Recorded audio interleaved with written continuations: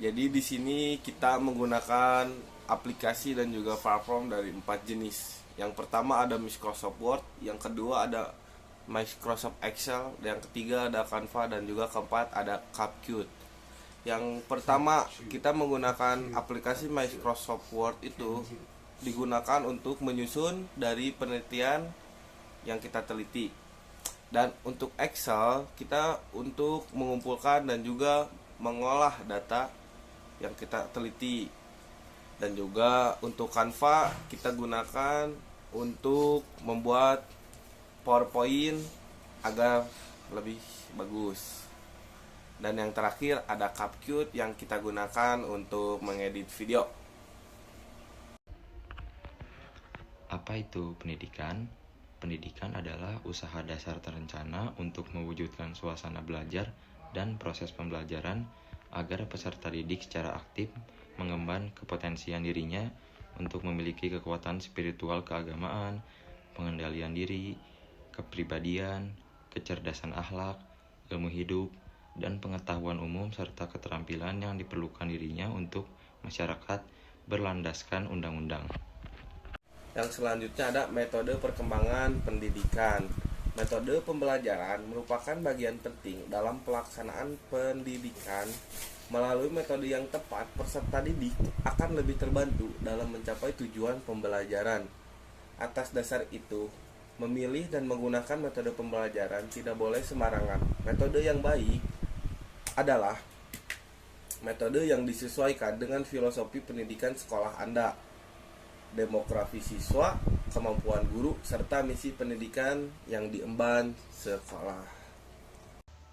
Di sini terdapat 7 metode pembelajaran. Yang pertama ada Problem Based Learning atau PBL.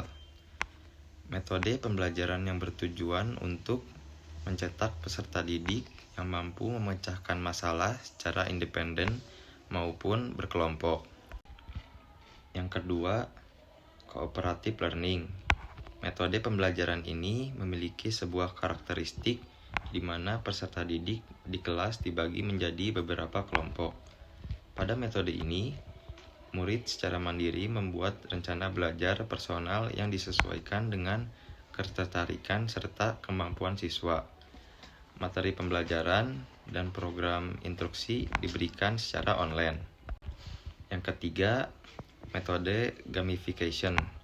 Metode gamification merupakan metode yang melibatkan elemen-elemen permainan dalam pembelajaran seperti tabel skor, kompetisi antar murid, dan kerjasama kelompok.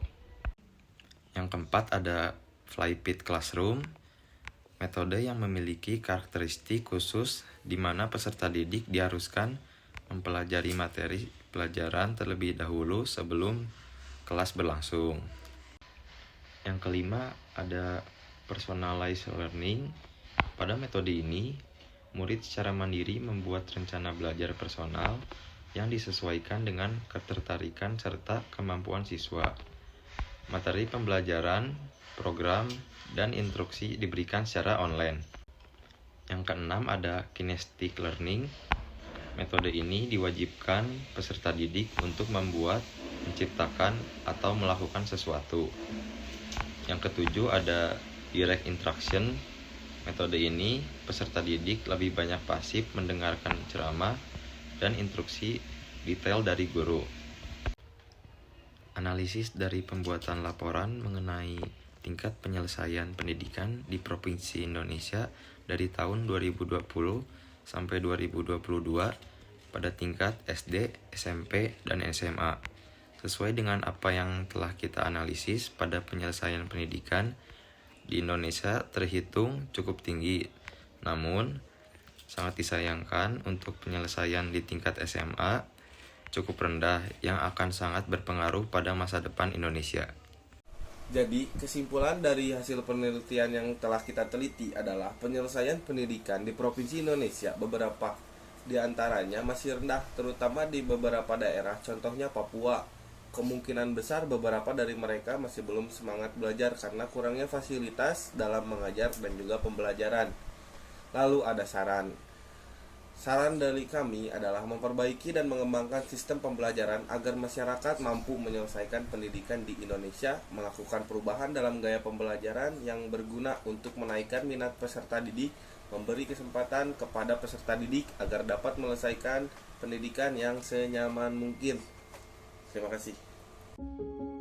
Kita akan membahas mengenai tingkat penyelesaian pendidikan. Tingkat penyelesaian pendidikan adalah persentase individu yang berhasil menyelesaikan jenjang pendidikan tertentu seperti SD, SMP, atau SMA. Tingkat penyelesaian pendidikan ini menjadi penting untuk Tingkat penyelesaian pendidikan dapat dihitung dengan membandingkan jumlah individu yang menyelesaikan pendidikan dengan jumlah total populasi pada jenjang pendidikan tersebut.